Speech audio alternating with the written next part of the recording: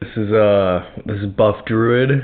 This is Mustard. Here we are with episode 1 of the Concrete Clappas. This is our first episode and more of a test episode where we test out our equipment and our ability to try a podcast out. And today we'll be talking about video games for about a 30-minute session. We'll talk about our favorite PvP and shooter games, and we'll talk about our favorite story games. So to start, Buff Druid, I'll ask you what your favorite PvP game is. Okay, I don't know if it's my favorite PvP game, but the one that I've put the most time into by a long shot is Overwatch. Yeah. That shit is fucking cool. Even if it's just in concept now because the developers ruined the game. Okay, Overwatch is a perfect example of what happens when a game is just out for too long and people just keep adding shit to it. Yeah. So like, it just gets worse and worse because there's too much to balance. Yeah. Like, the developers just can't keep track of it. Yeah. I love the Overwatch a ton. You showed me Overwatch for the first time. Yeah.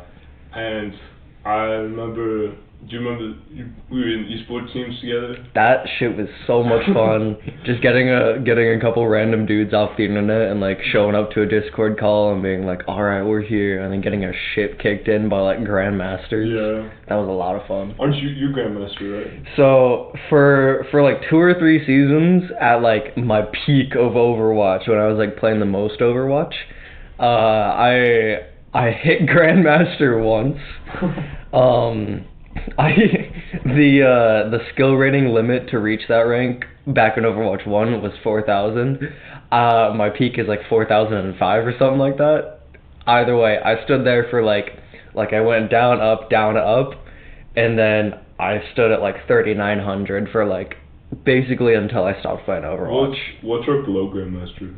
That's it's bronze, silver, gold, platinum, diamond, master, grandmaster, and then there's the top 500, which isn't a separate rank. It's just the top of the grandmasters. It's the top 500. That's when you get the little number. Yeah. See. It's prestigious. So you were in masters, bouncing between high masters and low grandmasters. Yeah. Oh, so I touched grandmaster, and like most of my games had a couple grandmasters in there. How was your experience with the esports team we were in? From my understanding, esports doesn't work unless you have a bunch of hyper nerds who are like super duper committed. Yeah. Because we were like kind of nerdy and we were like a little bit committed, and it just ended up being us getting around and playing video games and having fun. Yeah. And there's nothing wrong with that, but it was not esports. Yeah. Like, we would have had to put in a lot more time and effort for it to have been esports. Yeah. But that being said, I'm really glad that I did it. Like, yeah. it was a lot of fun. What was your like favorite thing about esports? My favorite thing about being esports was, like you said, was being like the group of just like 5 or 6 dudes getting together and playing a lot. I liked calling at each other and like I loved feeling like I was in an esports team, even though, like you said, it wasn't very real. It was fun to just play like quick play games and pretend like you all were locked in. Yeah. It was fun. I posted a couple of videos of just us playing together. Did you? Yeah. That's awesome. It was a ton of fun. That is elite. We were in the same one, right? I believe so. It was Dude, part of it, wait, the name? Kraken? Oh yeah, Kraken Esports. Yeah. Kraken Esports. Part of what made it so fun, it was just, we all nerded out about the same thing. Like, we were all like in the same, so even though like there were Valorant dudes and Rainbow Six Siege dudes, it was like we had our own thing. Yeah. And it was just us, and we were tight. Yeah. Oh, yeah. We had Overwatch going. And it was fun too, because I wasn't very good at Overwatch, but they were still willing to let me in the team. I was only in silver. I only ever made it to silver. Overwatch is such a big and complex game. You like the skill floor to like where your shit starts to get like you know what's going on, and like you're pretty aware of like everything all at once. That's like platinum. That's like 2,500 SR. Yeah. Like it's a lot of time invested before it's like, okay, things make sense. I can kind of like get my toes wet. Yeah. And one thing that I hate about games is when they have that, but once you get there, it's like not even fun. And this is why I hate fucking Valorant so much. Valorant and CSGO, it's like they're really well made games, and they're like kind of fun when when you casually play them. Yeah. But as soon as it gets competitive, it is the most slow and boring and tense shit ever. Yeah. Shit doesn't move at all. You're fucking stuck in the same place for 5 minutes. Yeah. It's just, yeah. I remember I played a ton. I didn't play a ton of CS:GO, but I played a ton of casual CS:GO, and I remember having a ton of fun with it. And then I played some Valorant. I remember not liking Valorant that much. I kind of hate Valorant. It was like, especially I hear about my cousin talk about it. My cousin he doesn't play a lot of games, but he loves Valorant, and I think it can be a fun casual game for anyone. But like you said, I hate the competitive scene, and I love more fast-paced action, which is why I think games like Overwatch are so fun to watch competitively, because there can be a lot going on at one time, and that's another reason why I love watching fighting games competitively, because they're a lot faster than. Yes, with some first-person shooters, it gets kind of tied down to like the fact that there is a lot more physical space that you have to like take up in order to like fight. Yeah. But in fighting games, there's just so many tools that like 95% of the character cast has to like close that distance, and then shit's happening like immediately. That's another game I thought of in like the super slow sense is League of Legends. I hate League of Legends. I can't get around to watching competitive League of Legends. Okay, I will say, watching competitive League of Legends is like watching competitive StarCraft 2 if it had Down syndrome. It's like,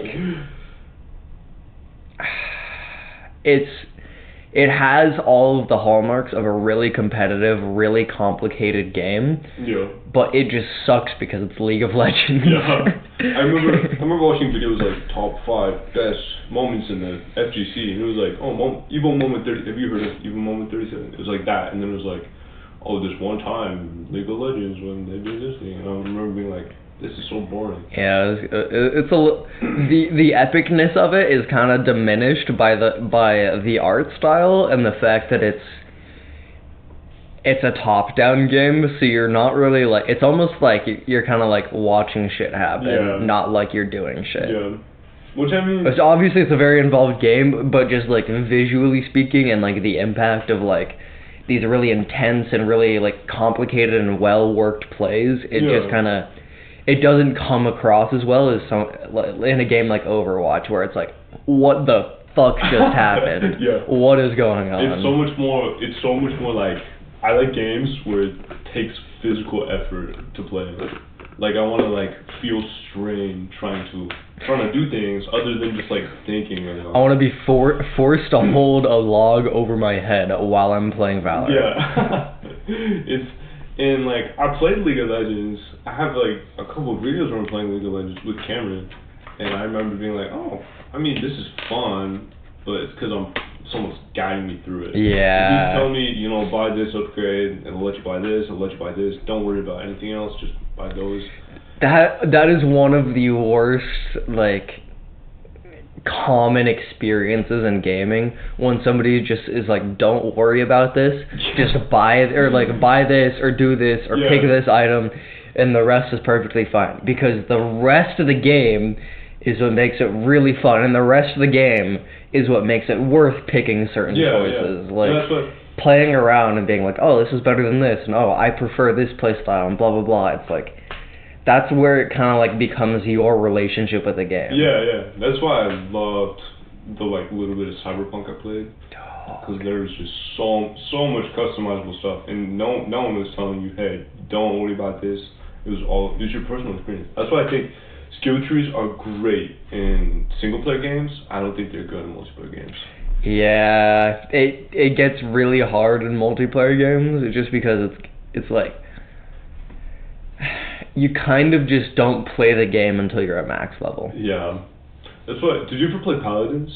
Yes. Did you know the card system? The card system was so bad because it was RNG, right, for card drops? Yeah. If I'm not mistaken.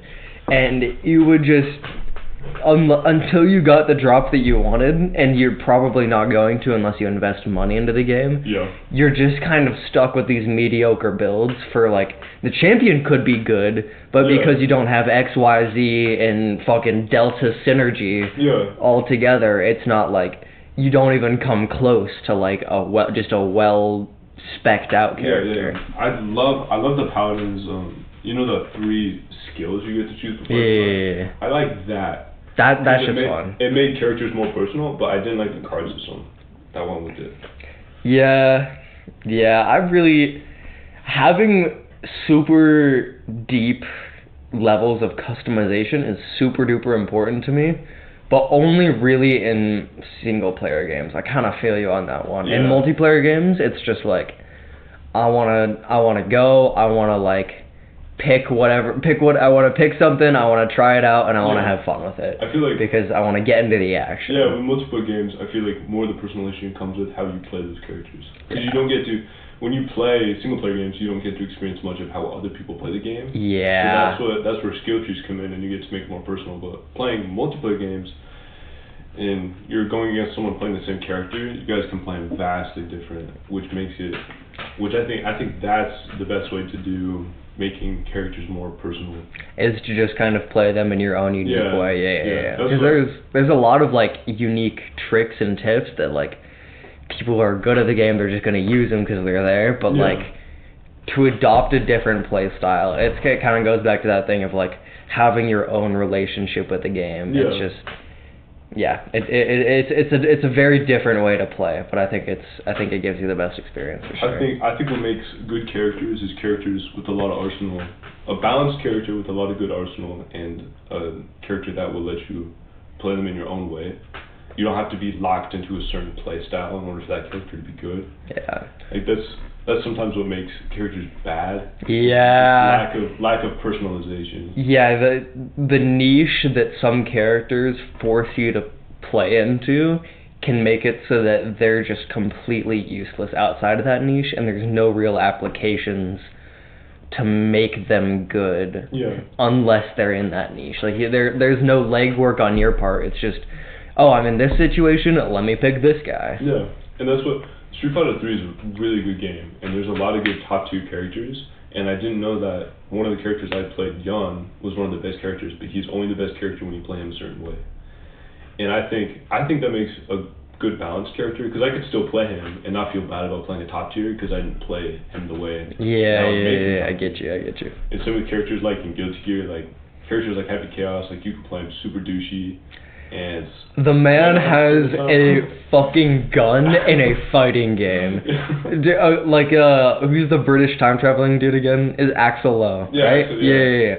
You can play these characters in gay as fuck ways. Yeah. But like, you don't have to. That's the way. Playing with Chili's playing Guilty Gear. He plays a ton of Axel Lowe, but he plays like a rush down Axel Lowe. Oh, that's cool. Which is so, it's not as good as zoning. I can imagine. It's not as good as zoning, but it's a lot more fun for him. And it's probably a lot more fun for you too. Playing against zoning characters can kind of feel like you're not like really playing the game. Yeah. I don't know. Okay, video games as a whole have kind of gotten this problem for me where there's certain things that certain people can do, whether it's on your part, or the boss's part, or the other character's part, whatever situation it is, video games have this really annoying habit of going, alright, now you can't do anything for the next, 20 seconds, you're gonna sit here and watch a cutscene, essentially. Like, even if it's, you can still move and take control or whatever, there's this boss called Melania in Elden Ring, and essentially once she starts her fucking final move or whatever, you run in the other direction. That's how you counter it. You run in the other fucking direction for 20 seconds. I think that sometimes I like that trope, especially with Melia Rage. The joke is that she turns Guilty Gear into a coin flip simulator. Into a turn-based game. And I like playing that. I can't imagine, I haven't played against somebody that plays like that. It's the best form of Melia. But I just think it's so fun to play mind games in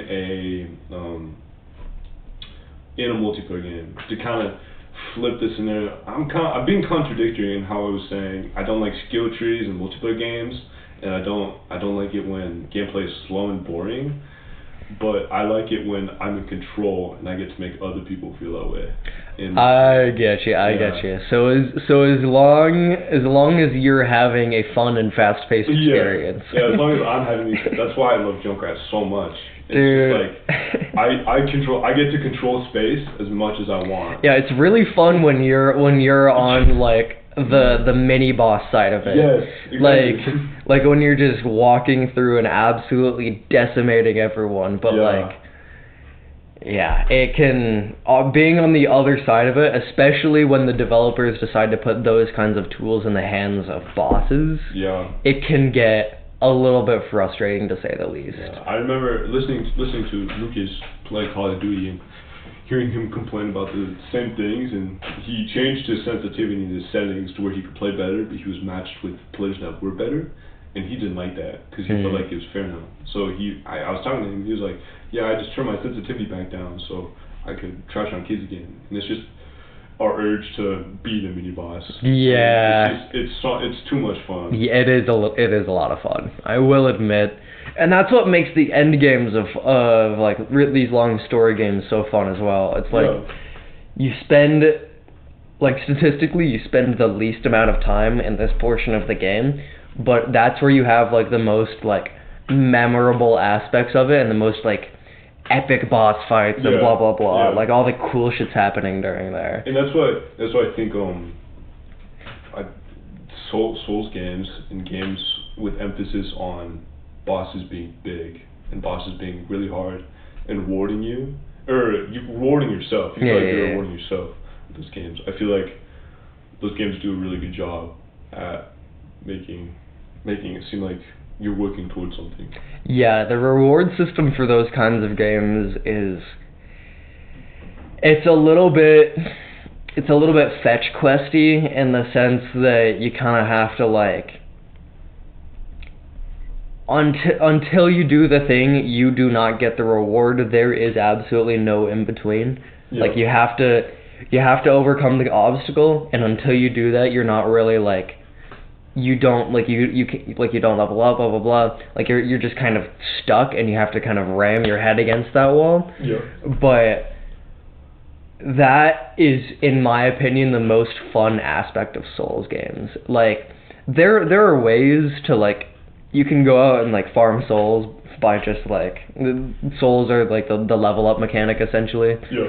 And you can just like go kill some enemies, reset at like a checkpoint that's super close to them, kill them, reset, blah blah blah until you're like just over leveled for the boss, and then you can just kind of breeze through it. Yeah. But that is the least fun way to play the game because you're not really growing or learning whatsoever. Yeah. When I go from that first attempt at a boss where I'm like, oh shit, what does that do? What does that do? What does that do? Yeah. To my last attempt where I'm like reading moves and I'm like timing my things and I'm spacing myself a certain distance away so he's more likely to do certain moves than others.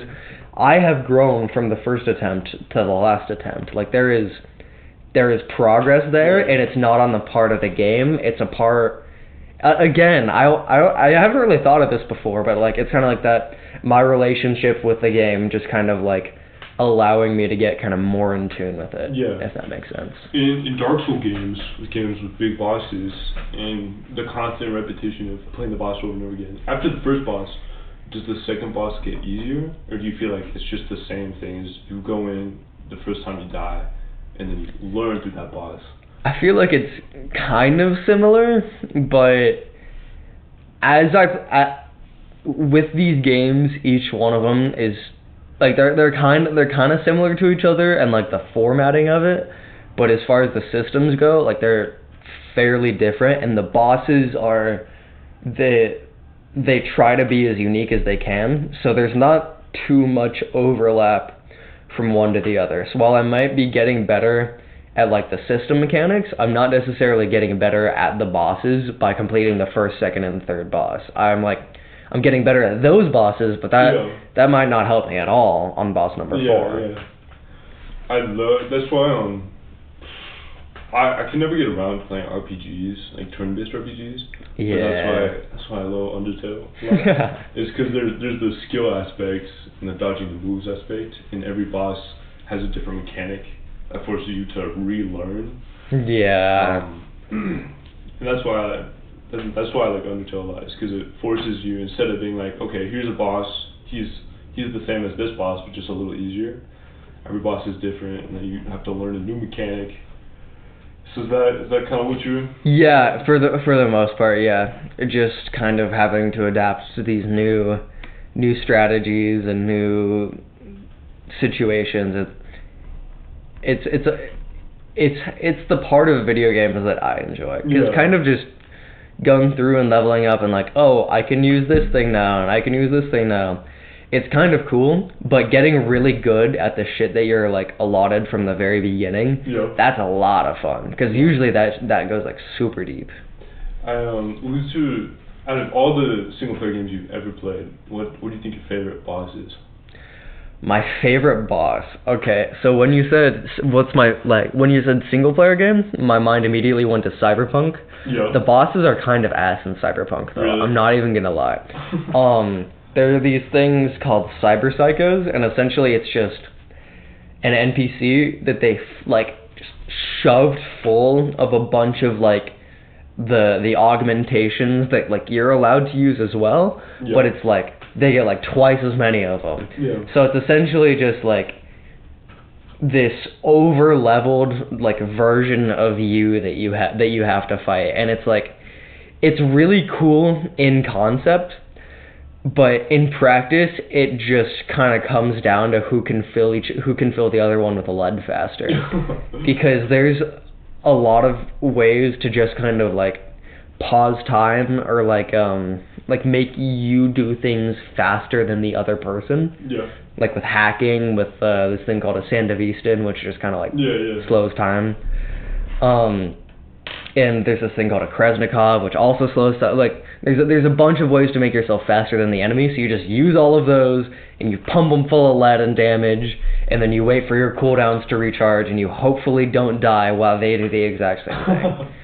Dark Souls, on the other hand, has so many fucking amazing bosses that I have spent, like, hours and hours and hours upon, and I was, like, I wasn't even disappointed that I was spending as much time as I was on these bosses. It was just like, alright, I've got to get this done, and then once I did, the rewarding feeling was like nothing else.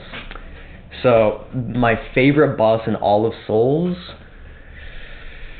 there's a lot of really good ones, but my favorite out of all of them might have to be this boss called the Nameless King. He's not even like the most complicated boss. Yeah. He has a relatively simple moveset. It's just that the way that he does things are in like these jerky movements. Yeah. And the dodge timings are like particularly difficult, and it's a 2-phase boss fight with a lot of health in both phases. Yeah.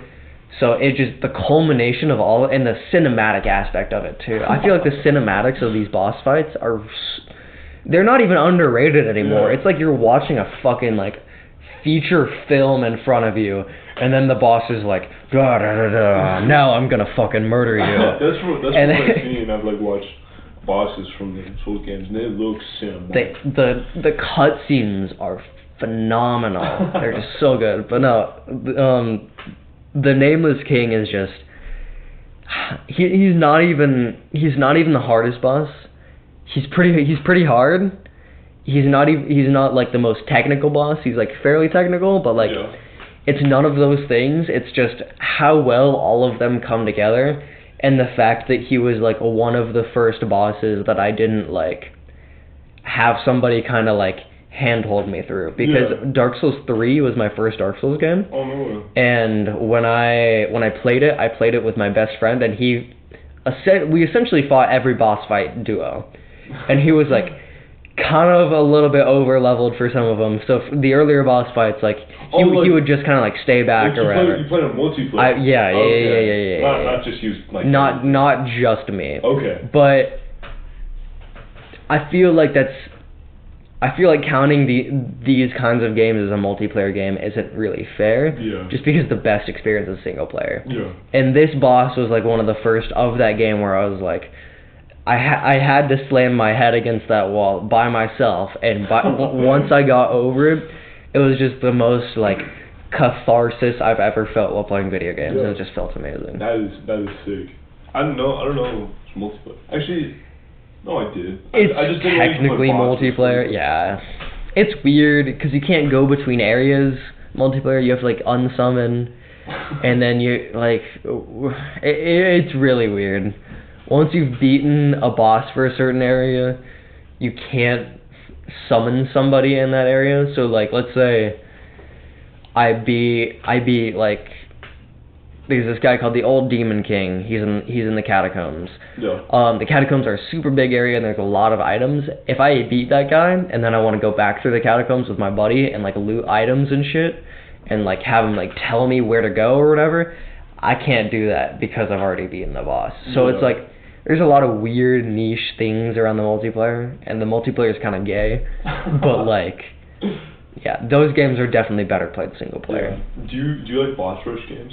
I love boss rush games.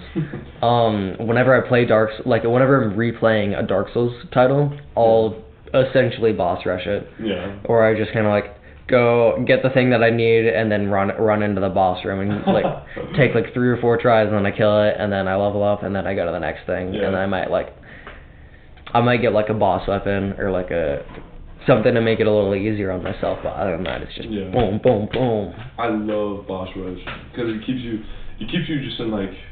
Have you ever played Punch Out? I have played Punch Out. Have you played the Wii? I don't. Maybe. I think it's one of the best made games ever, and it's so much fun playing. I remember thinking it wasn't going to be very fun, but I liked Little Meg, and I was like, oh, that's fair. And I remember playing it and being like, this is a lot of fun, even though it's just the same game, like 20 times in a row. And it's just different bosses. Yeah, and I think it's so much fun because with in games with really simple mechanics, there's always something like deeper. Yeah. And most of the bosses have like very specific ways that you can kill them in one punch or something, and they're secret bosses and stuff. So I think boss rushes are a good example of not overcomplicating your game, and that's why Punch Out was golden. Punch Out's pretty lit. I also really like Hollow Knight because it is one of the only games that I've seen that has a dedicated boss rush mode after you beat the game. Oh, really? Yeah, so it's called God Home, and essentially it's all of the bosses, every single one, plus a couple variants that aren't normally in the game, put into this place called God Home. And there's different pantheons, and essentially the last pantheon is all of them all at once, all at the same time. Not quite in order, but you have to do them one after the other. Yeah. There is like, it's literally once you kill the boss, you get summoned within the next 5 seconds, like the next boss arena. It is go go go, and then like between them, there's like benches and rest points. So like every like 5 or 6 or so bosses that you kill, maybe a little more, I forgot. You essentially get like all your HP back and you get all your soul back. Your soul is how you like use your abilities or whatever. Yeah. But other than that, there is no break whatsoever. So you don't, like, you have like a couple seconds to heal up after each boss fight. Yeah. But that's about it. You're afforded no time whatsoever. So it's like you have to be super super familiar with all like the intricacies of a given system before you're able to like, alright, I got this shit. That's in Shovel Knight King of Cards, there's a card game. Oh really? Like on top of the normal 2D platform. And when I was speedrunning the game, there's an option where you can 100% the game, and then there's an option where you can 100% the game, but just not play the card game. Because 100% the game you have to play. I sucked at the card game. How long are the 100% speedruns? Like 3 hours or so. Oh, it's not that bad. Yeah. I was expecting like 5 hours. Like, yeah, it's a relatively short speedrun, but it's also like the 80% is like 30 minutes too. Yeah. But there is a boss rush system, but only with the card game. Oh, that's unfortunate. I do remember, and by boss rush I just mean you go into they're called House of Cards or whatever. You just go into there and then you defeat all the enemies and then you can move on. And I remember trying to speedrun it, and it's fun, but I wish Shovel Knight had a boss rush system. A dedicated boss rush mode, yeah. The bosses are a lot of fun. It just, yeah. I wish there was I wish there was a dedicated mode in like the Dark Souls games. There's kind of one in Bloodborne. They're called Chalice dungeons, but like that you can't even really count it. It's like these procedurally generated dungeons was just like one of the bosses at the end. But like it's just so rare that you find a game that's like imagine if Cuphead had a dedicated boss rush mode. Well, that'd be so much fun. Cuphead is also just a boss rush game. Yeah, kind of. It's just bosses, and then like every once in a while. Occasional side quest, yeah. What was I gonna say? It's gonna. It's something about boss rush. I can't remember.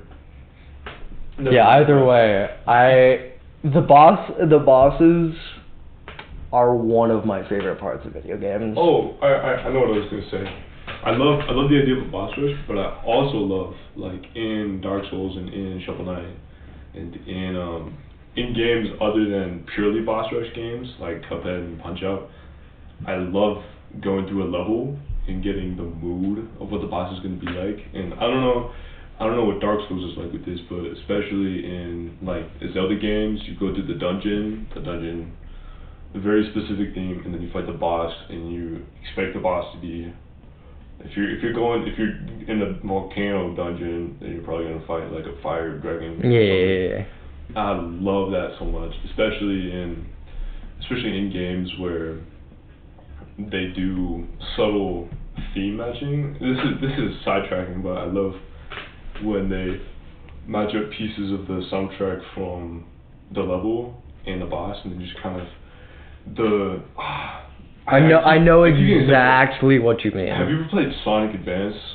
I don't think so. So each level, there's a map theme, and there's 3 acts to each level, and each song that plays in each act is the same song, just amped up a little bit. Oh, and okay. It's so good, because you play the first act, and you're like, okay, this is real, this is serious, and the theme gets engraved in your head, and you tune it out. You beat the act, you go into the second act, and it's a little bit more, and it's kind of just like, at the point where you finish the act, it's just like infused in your brain. And it's like empty noise. Yeah. And then they amp it up. So it's a really cool feeling. That sounds awesome. And by the time you get to the third act and it's so fast and hype, it's really fun. I can imagine. One completely like in the opposite realm of like story games, Ultra Kill.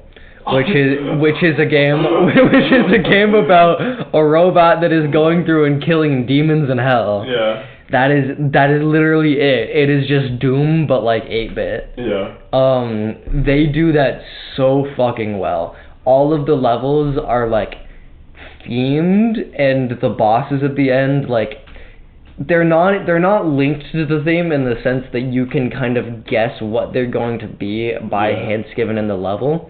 But everything is just linear in how it progresses. Like there's one level where it's like you're kind of like on I think I'm pretty sure you're on a ship or whatever, and then like you go through the lower levels of the ship or whatever, and then you go through like this underwater portion, and then you get shot out onto this platform, and then the final boss is like you're just sitting on this platform, and then it's this these kraken arms like coming and getting at you, and like there's one boss where it's like the entire level is like a cathedral, and then like at the very end it's like this like super fast dude with like angel wings on his back, and he like bursts through like the pane glass of like Jesus or whatever. Yeah. And he like comes and like that's how the boss fight starts. It's like it's just super.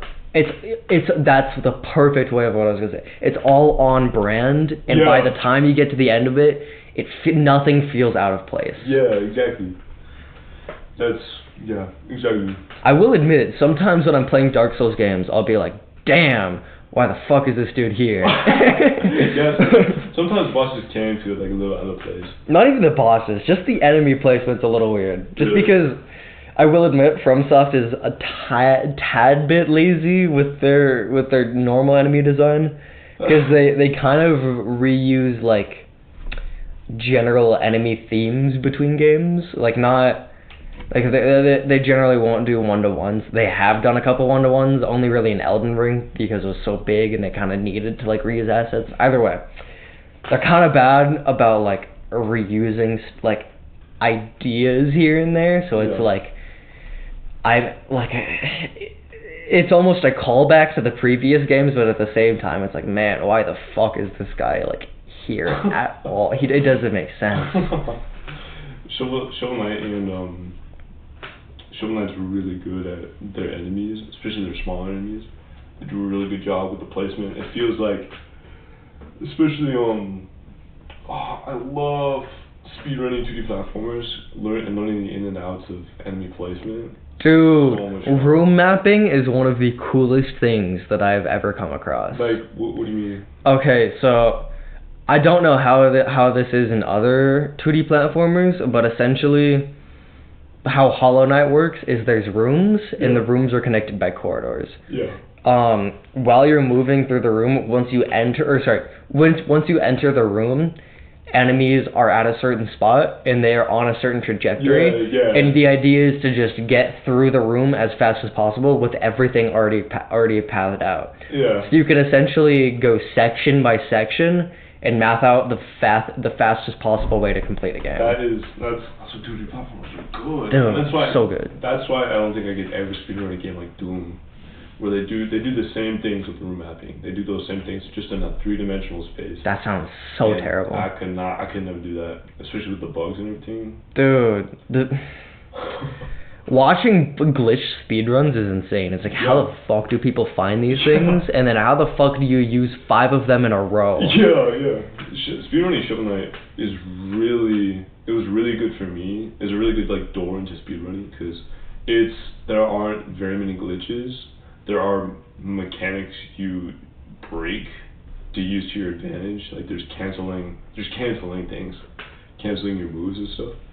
And there's like gimmicks, but there's no glitches where you like glitch through walls or things. Yeah. Yeah, no, there's there is NMG, which is no major glitches for Hollow Knight, and then there's glitched. And then between those, there's a bunch of different categories. So like there are so many major glitches in the game that they had to like dissect the speedrunning community for, because it's not the same game really. Yeah. Like the NMG speedrun for the any % on Hollow Knight is like 35 minutes or something like that.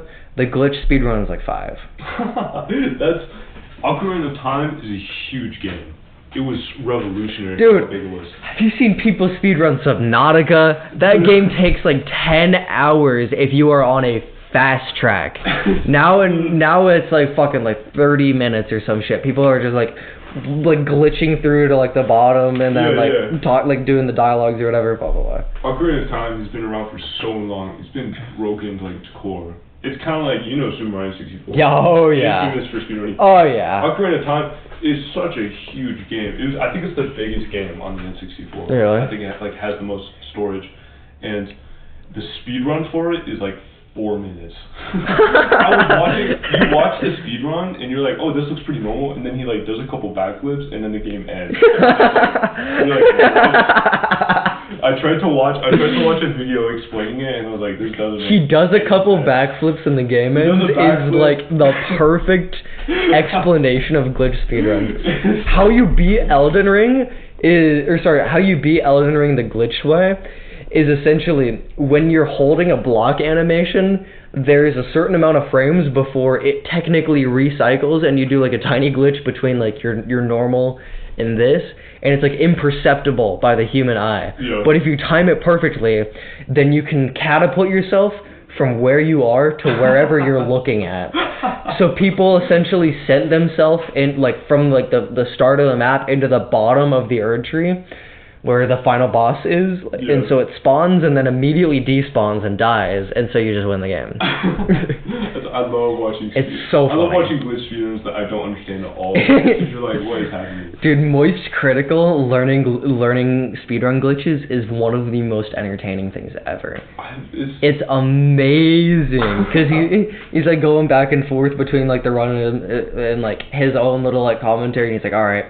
So I have to give it a little mustard here and cut this corner real fucking hard, and it's like, oh yeah, I can see how maybe like you can kind of apply these things to like kind of finagle it in your own way, because glitches are weird. Like by design, they are not a function. They are it's something is either a function something's either a feature or it's a bug. Yeah. And there is no in between. It's either by design or it is there on accident and it just happens to be there. I think glitches are one of the biggest influences in gaming. Did you know Street Fighter 1, Street Fighter 2, I think it was Street Fighter 2. It might have been like, you know how there's like a million different types of each Street Fighter? Like there's 50 Street Fighter. Yeah. I think within like the second edition of the game, combos made their way in, and there was a bug where you could hit someone and then you could hit them again without them having a chance, and it was a bug. It was originally just supposed to be like poke, and people liked it so much that they put it in the game. They made it a mechanic. So I think glitches are a great way to not only learn about the game and exploit it, but to find new features and things. Yeah, with kind of older games where they're not really too concerned about like the new player experience. Yeah.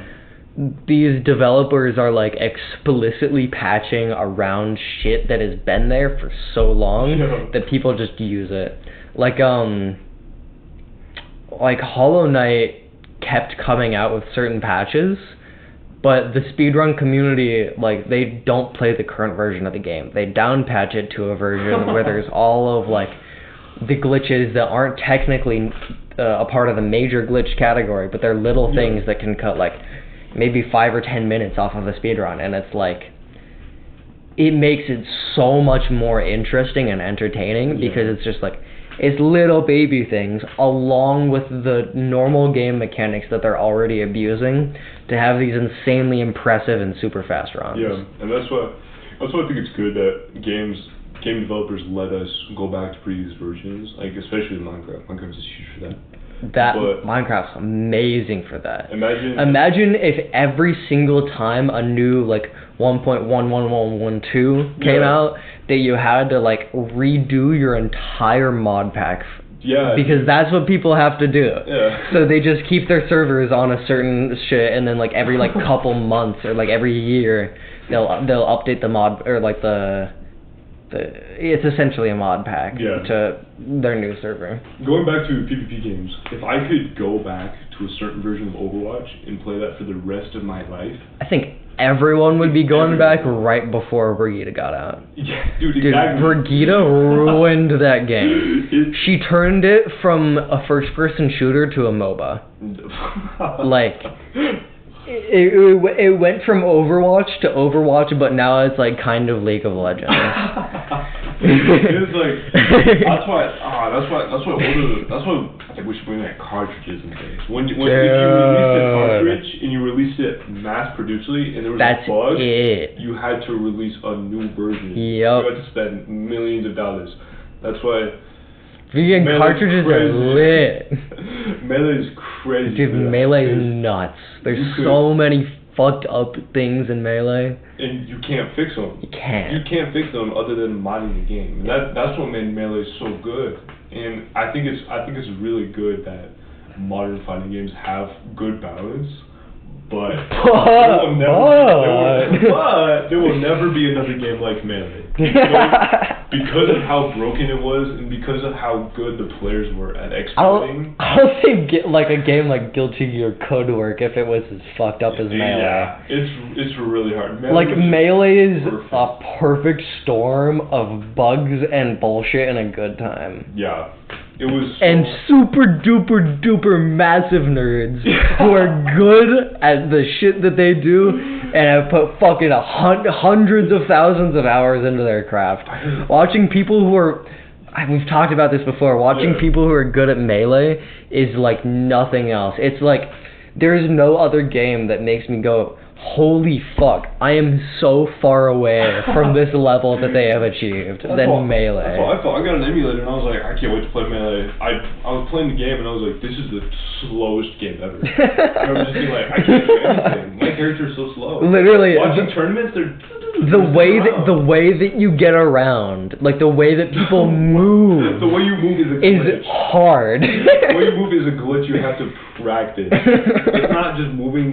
It's moving it like down at like a 27-degree angle. It's so fucking weird.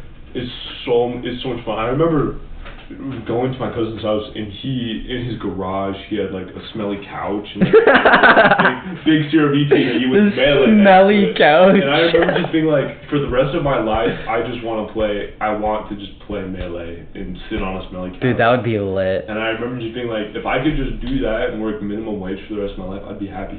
But then I actually played Melee and I was like, oh my god, no. It's so hard. Give me back like Ultimate or something. I feel like Ultimate's a baby game. Smash Bros. Ultimate is fun though. It's a fun game. I had so much fun on Ultimate. Okay. I also probably only had fun on Ultimate because I was 8 years old and my brother was 10 years old and we were actual babies. Has it been around for that long? No, dude. I was probably like 5 when we got it. Smash Ultimate? Ultimate, because my brother had to have been like 8 or 9 or something like that. Because I moved from where I was when I was like, went like right before, a couple months before I turned 10. And so I probably had it from like 7 to 10 or like 8 to 10 or something like that. So like, I was probably like 6 or 7 years old. Yeah.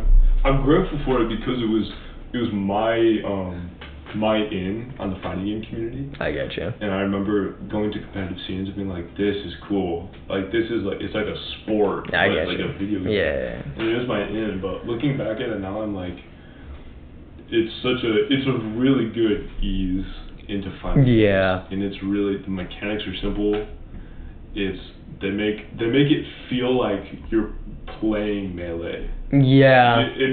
It's really good at making you feel like what you're playing is watching competitive Melee. Yeah.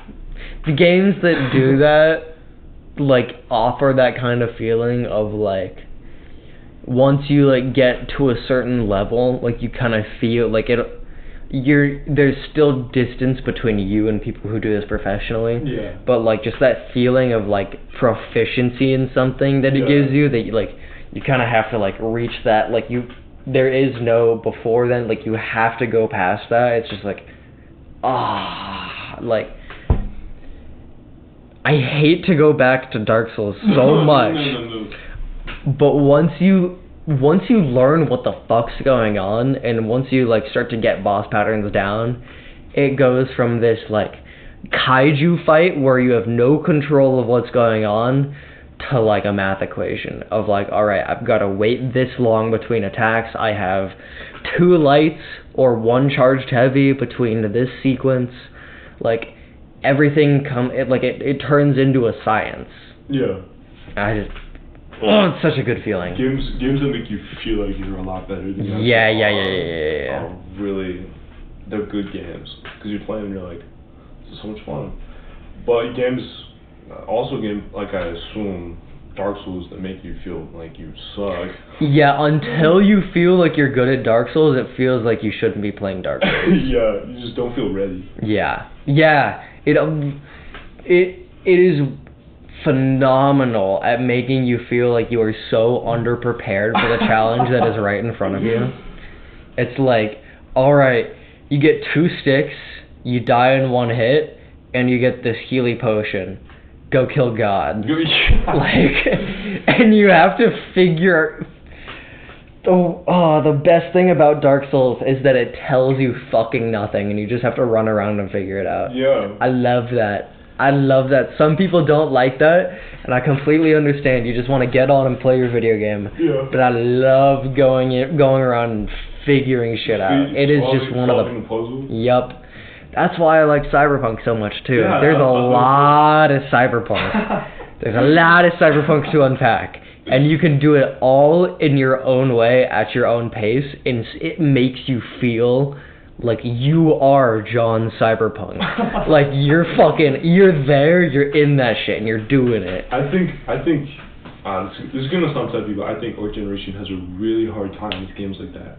And I know I did, as in, it took me years to beat Ocarina of Time, because I would play for like 2 weeks, and then I'd be like, my attention span can't handle it. Dude, it's so difficult. It was so good for me to finally sit down and be like, okay, I don't need action all the time.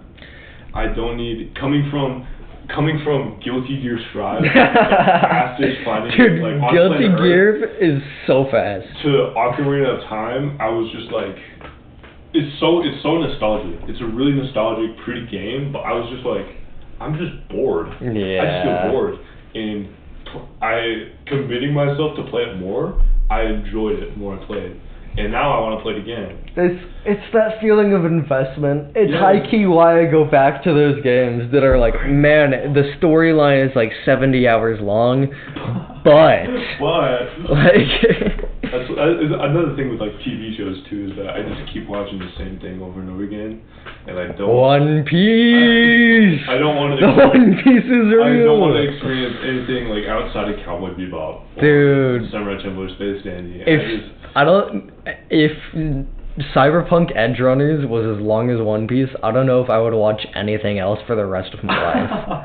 I would be the guy that rewatches One Piece if it was Cyberpunk. It's so we've gotten so used to short, fast information and fast-paced like TV shows and stuff that my attention span can only handle like a 26 episode series. Watching Breaking Bad was hard. Watching the final season of Breaking Bad was kind of hard, but I feel like I'm in a little bit of a different situation because I know what you're talking about. I feel like I don't like have that as much as a lot of other people, because like Hunter x Hunter is like 150 episodes, and it's like I thought it was only like 70 episodes because I'm like almost done with it, and it was just like I just kind of kept watching.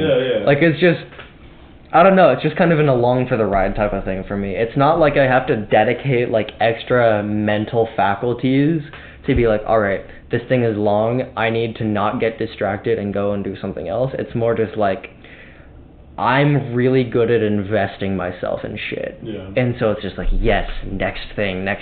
Yeah. But if it's the next thing that's in a different avenue, then I'm just going to be totally thrown off. Yeah.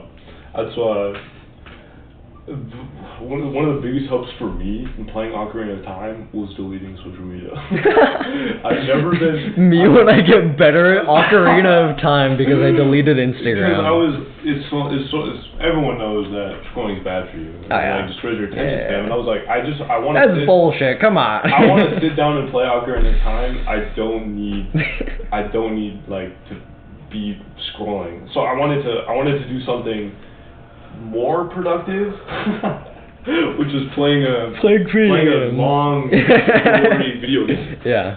And beating it, and it made me feel good, as compared to just like sitting on social media or something. Yeah, I get you. And I feel bad playing video games because it's like, in my brain, just because my dad hammered it into my head, it's like, I'm on my phone, I'm on my computer, I'm on my PlayStation, it's the exact same thing no matter what. Yeah. But it's like, I'm on my phone, like, trying to set up, like, social things with people, like, so I can get out, and I'm on my computer doing fucking homework and research and, like, blah, blah, blah, and test prep and all this bullshit. And then it's like, man, I really don't, like, spend too much time, like, sitting there with my dick in my hands, like, playing video games and shit like that. But whenever I get on, it's still like, man, I'm looking at a screen. I like, another part of it, like, attention span in video games is I still haven't beat Minecraft. Really? I can't sit down and beat Minecraft. You haven't? Dude, it takes an hour, like, literally. Like, every time I try, I go, I make it to the nether, I'm like, this is boring, I'm gonna go play Guilty Gear.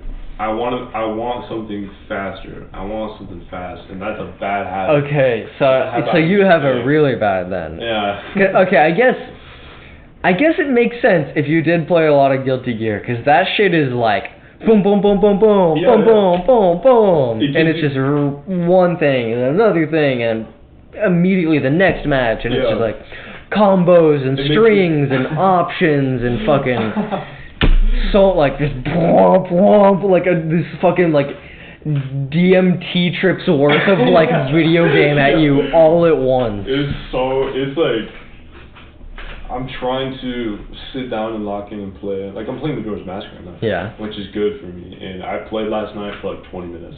And I was like, 20 minutes is all I can do. Dude, I got on Cyberpunk and I was like, man, I have so much, not even so much energy, just like, man, I want to play video games so bad right now. Yeah. I did like one thing and I was like, man, I'm so tired, and I went the fuck to bed. Because it was just like, I have to be in the mode of where I'm doing that thing, or else I'm just not there. Like, I'm either invested or I'm totally detached. Yeah, it's like I want to be so invested in, like, I remember before I had a phone, reading books and reading Fablehaven. I mean, okay, to be fair, for us, that was a real thing. I didn't have a phone till I was a fucking freshman. Yeah, same. And, like, I read a lot of books. That shit was fun. Yeah, like, we were in the book club. Dude. I remember reading books and getting so invested and not wanting to put it down. And I remember being the same way as a kid with, like, New Super Mario Bros. Wii. Like, I never wanted to stop playing. And going back, and I played with Marion over Christmas break. I remember playing for like 30 minutes and just being like, I want to go do something else. Fixing your attention span will make video games funner. More fun. I think that's the moral of this episode. Fix your fucking attention span, and then go play the entire story of Cyberpunk 2077. That's another. I loved Cyberpunk, but I had a hard time playing it because I was just like, there's so much here. And my attention span only Elden Ring can be that too. Really? I'm not gonna lie, because it's big. Yeah. Elden Ring is a big, intimidating game. And so it's just like you start, and then it's like, what do I do next? And the game's like, well, you can do anything! And you're like, well, that's really cool, but what do I do next? I beat Ocarina of Time, and I started playing it again, and I was noticing I was feeling unproductive within the game when I didn't explore everything. I was like, there's something I'm missing. There's an opportunity. I know that feeling. There's an opportunity I have. It's like there's a cave right here, and I know that it exists, and I went and did the main story instead. So now I have to go. What if there's a cool sword in that cave, Oliver? Sometimes you look and there's nothing, and then the next time you see a cave, you're like, I don't even want to look. And then you go, and then you're like on like this boss that you're having trouble with, and you're like, oh damn, where's the sword that I need? And you're like, oh, it's in this fucking cave. It's in the cave the whole time, and that's why I was playing.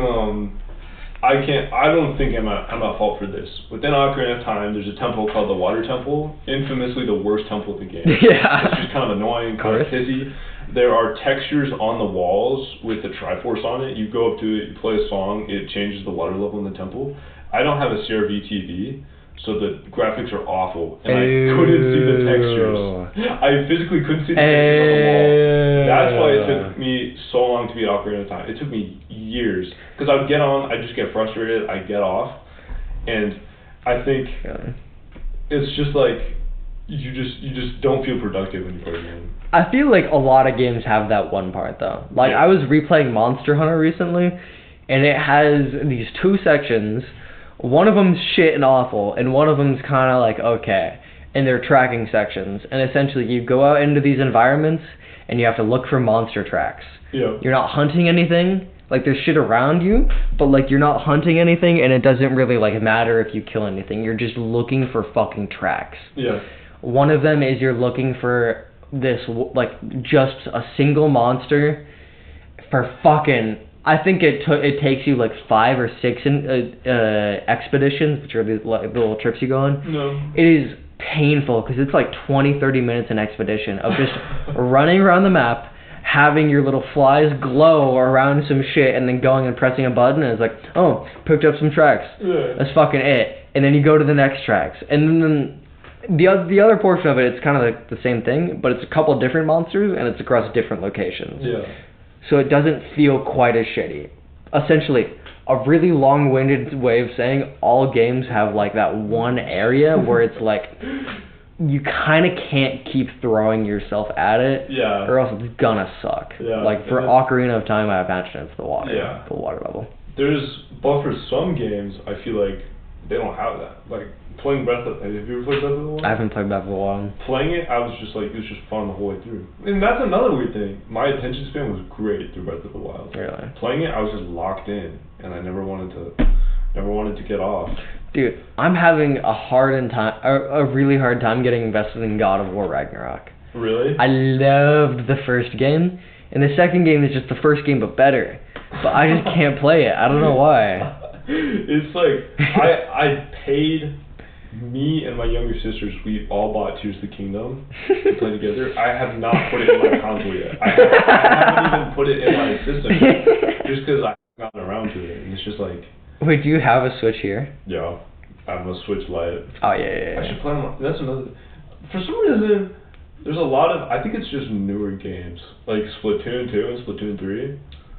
The story modes are so good. And I can just bang them out. Okay, yeah. I feel like the recent games have such a cinematic and thematic focus that it's like literally half of playing the story mode is just like jaw drop, like what? There's a bigger fish?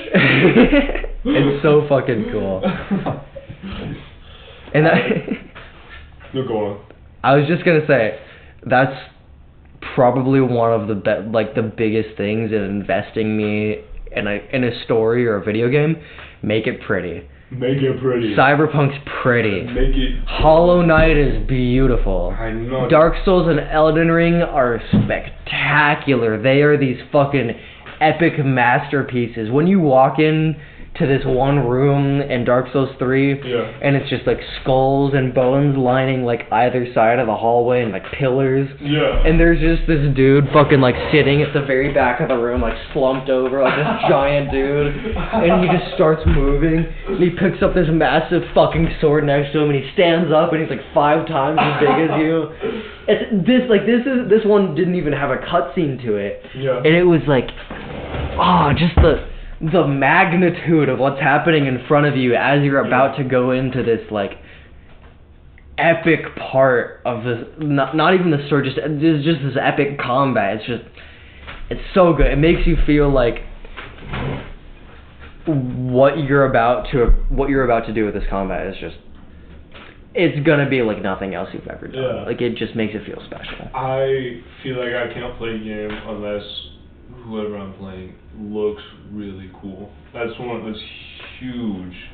That's why I like with games like Ocarina of Time, the aesthetic is crazy. Like polygon, cool, playing Guilty Gear, playing characters like they just look cool. Dude, Guilty Gear has some aesthetic characters. They have some great character design. Especially like they've had it forever. Even in the older games, all the characters look so good. I watched some footage from I think it was Exerd or maybe Revelator, but either way, whichever one was the first one that they did the 3D models. Yeah. It doesn't look that much worse than Strive. I think that one is Exerd. It looks pretty good. Yeah. It looks pretty good. It looks Also, shameless, female models are pretty. I don't mind having a prettier model like that. I don't give a shit about like smaller hitboxes or whatever. If I'm picking a female model for a story mode, it's because the armor looks sick on the female model, and that's about it. I think there's character design is really cool. It's important. I also like games where you can design your own character. Like when I played Dark Souls 1, like the first boss, I took like 10 minutes to design my character. Yeah. So I was like, I just want to be cool. You want to look sick. Yeah. And for some people, it's just like I want to look silly. I want to be something different. For me, I was just like, I just want to look cool. Yeah. That's why the end game is my favorite part of any game, because you have access to all of the shit, and it's like, okay, I can take everything that this system has to offer, and I can pick exactly which parts of it that I want to be like the baddest motherfucker. Yeah, franchises with good-looking characters do really well. Zelda. Have you seen the so- cover art for Dark Souls? Yes. It's a knight on fire with a kingdom in the background. That It is. sick. See, when Ocarina of Time was released, and they needed to make an adult Link, the chief character designer goes home, he's talking to his wife, and his wife is like, you should make the character really handsome. Because all of Nintendo's characters have fat noses. Dude, it's So funny. you should It's give really you funny. should give him a really pointy nose, and then they made Link hot. Dude, And then Link's kind of hot. You can't see it in the game, but they released manuals with just like, you know, enemy things, just like that kind of. Oh, yeah, I know what you're talking about. Link, and he looks so hot. Dude. Especially in the newer games, they're just like, let's just make him as good looking as Whatever it is, the mission where you put on like the dancer shit and the yeah. Oh my god. Oh, dude. I've never questioned my sexuality. Get behind that man. I think we're out of time. I do think we are quite a bit out of. I think we're out of time like 30 minutes ago. Yeah, we were originally planning on doing 30 minutes. I think we said at the beginning of the episode. 30-minute We were doing podcast. 30 minutes. We did hour 5 minutes. I was supposed to be at class 30 minutes ago. No. 28 minutes ago. 28 minutes ago. But this was super fun. Again, this is test episode. See if the equipment works. We know. You now know that the microphone works. I wanted to see if we could talk for 30 whole minutes, and we can, which is good. It turns out we're pretty solid at yapping. Turns out we're really good yappers. Thank you all for listening. We'll come out with more. Appreciate it. This has been Buff Druid and Mustard for episode 1 of the Concrete Clappas. Thank you very much.